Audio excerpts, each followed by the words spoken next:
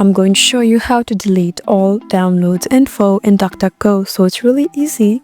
So let's get right into it. Make sure you open your app first, and once you're in the app, just look at the lower bar where you can see multiple options like the fire icon, tabs, and 3-dot button. Make sure you tap there.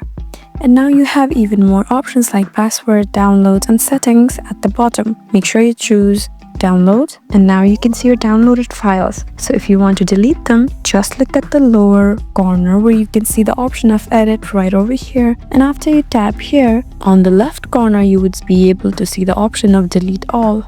So you can tap on delete all and choose to delete all of the data of downloads at once, or you can individually try to delete them by tapping on this red minus button over here. So this is how you delete all downloads info in DuckDuckGo. I hope this video was helpful for you. Please subscribe to our channel if you want more helpful tutorials like these, and leave a comment down below to let us know what sort of videos that you would like. Thank you for watching.